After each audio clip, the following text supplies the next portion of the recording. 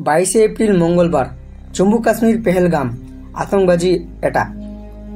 আমাদের দেশের TV channel social মিডিয়ায় খবর দেখাচ্ছে পেহেলগাম আতঙ্কবাজি অ্যাটাক পাকিস্তানের আতঙ্কবাজি করেছে।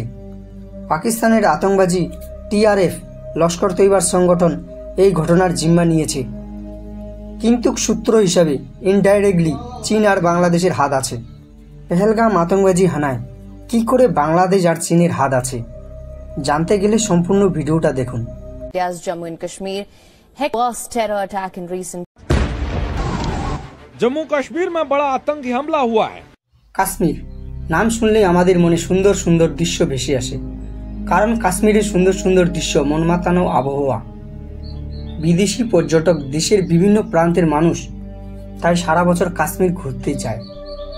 কাশ্মীরের পপুলার জায়গাদের মধ্যে যেমন আছে বেসারান ঘাটি, পেহেলগাঁও খুব জনপ্রিয় জায়গা, তাই প্রচুর পরিমাণে লোক ঘুরতে যায়। চারিদিকে সুন্দর সুন্দর ঝিল, পাহাড়, পর্বত, শীতকালে বরফের চাদরে ঢেকে যায়। এই সমস্ত দৃশ্য আনন্দ নিতে ভারতের বিভিন্ন রাজ্য থেকে সারা বছর প্রচুর পরিমাণে লোক যায়। যেমন বেসারান ঘাটি থেকে পেহেলগাঁও বেশি দূরে না, কাছাকাছি জায়গা। এই পেহেলগাম দিয়ে কিছুদিন পর 2 জুলাই অমরনাথ যাত্রা যাবে। যেই সমস্ত মহাদেবের ভক্ত অমরনাথ যাত্রায় যায়, এই পেহেলগাম ঘাটিতে বেস ক্যাম্প হিসেবে ব্যবহার করে। যেমন বেস ক্যাম্পে অমরনাথ যাত্রীরা খাওয়া দাওয়া করে বিশ্রাম করে। বর্তমানে বেস ক্যাম্পে পেহেলগাম ঘাটিতে প্রচুর পরিমাণে পর্যটক ছিল। ঠিক মঙ্গলবার 22 এপ্রিল সন্ধ্যার দিকে আতঙ্কবাজি হানা করে বেস ক্যাম্পের লোকগুলির উপর। বস, আপনারা ভেবে দেখেছেন আতঙ্কবাদীদের মাইন্ডসেট?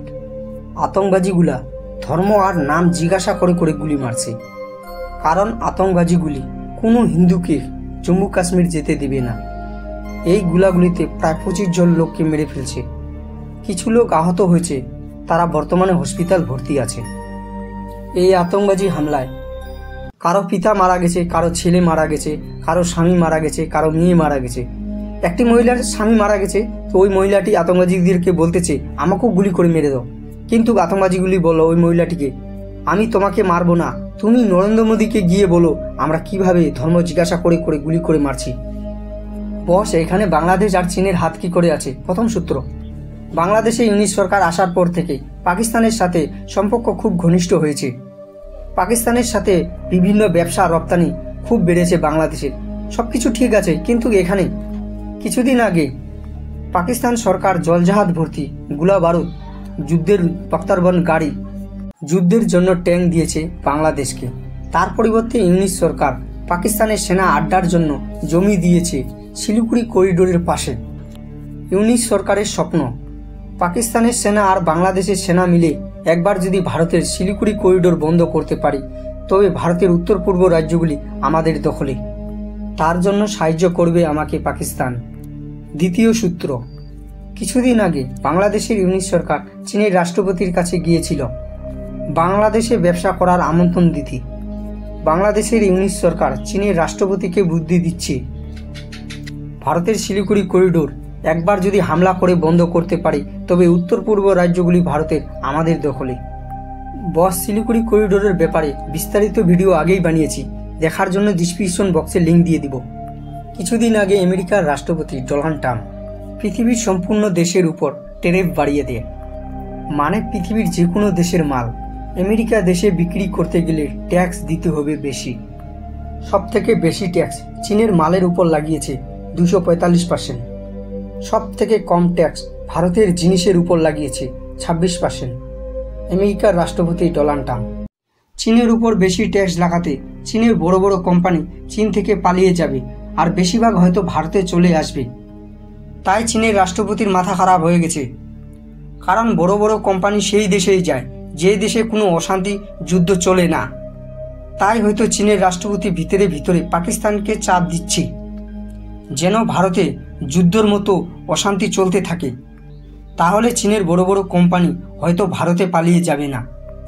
দ্বিতীয় থিওরি অনুযায়ী চীন আর বাংলাদেশ পাকিস্তানকে বলছে তুমি কাশ্মীরের দিকে যুদ্ধের মতো অবস্থা করো, তাহলে ভারতের সেনাবাহিনী কাশ্মীরের দিকে বেশিরভাগ ব্যস্ত থাকবে। ওই সুযোগ বুঝে চীন আর বাংলাদেশ মিলে আমরা শিলিগুড়ি করিডোরকে হামলা করব। আর একবার শিলিগুড়ি করিডোর বন্ধ করতে পারলে ভারতের উত্তর পূর্ব রাজ্যগুলি আমাদের দখলে। হয়তো চীন, বাংলাদেশ, পাকিস্তান মিলে প্রথমে ছোটগত আতঙ্কবাদী হামলা করে রিঅ্যাকশন শক্তি ভারতের পরীক্ষা করতেছে। হয়তো এরপর বড়সড় ঘটনা করতে পারে। তার জন্য ভারত সরকারকে কড়া অ্যাকশন করা উচিত। ভারতের যে অর্ধেক কাশ্মীর পাকিস্তানের দিকে আছে, যার নাম POK, সেটা খুব তাড়াতাড়ি ভারতের সঙ্গে মিলিয়ে নেওয়া উচিত। পাকিস্তানকে ভালোভাবে শিক্ষা দেওয়ার জন্য। যেমন 1971 সালে পাকিস্তানকে দুই ভাগে ভাগ করেছিল, একটি হয়েছিল বাংলাদেশ আর একটি পাকিস্তান। ঠিক এমনটাই আবার করা উচিত, পাকিস্তানকে আবার দুই ভাগে ভাগ করা উচিত। যেমন পাকিস্তানের বলুচিস্তান রাজ্য পাকিস্তানের সাথে থাকতে চায় না। সেখানকার লোকজন কয়েক দশক ধরে স্বাধীনতার লড়াই লড়তেছে পাকিস্তানের সাথে। ভারতকে বেশি কিছু করতে হবে না, সিরিফ বলুচিস্তান রাজ্যের লোকদের ভারতকে সহায়তা করতে হবে। বন্ধুরা, বলুচিস্তানের ব্যাপারে বিস্তারিত ভিডিও দেখতে গেলে ডিসক্রিপশন বক্সে লিঙ্ক দিয়ে দিব। আর বাংলাদেশের ইউনিট সরকারকে উচিত শিক্ষা দেওয়ার জন্য বাংলাদেশের চট্টগ্রাম জেলা ভারতের সাথে মিলিয়ে নেওয়া উচিত। বাংলাদেশের চট্টগ্রাম জেলা কি করে দখল করা যাবে বিস্তারিত ভিডিও আগেই বানিয়েছি, ডিসক্রিপশন বক্সে লিঙ্ক দিয়ে দিব। ভিডিওটা ভালো লাগলে শেয়ার করে দিবেন, কারণ জ্ঞান যত তাড়াতাড়ি চারিদিকে ছড়াবে তত ভালো।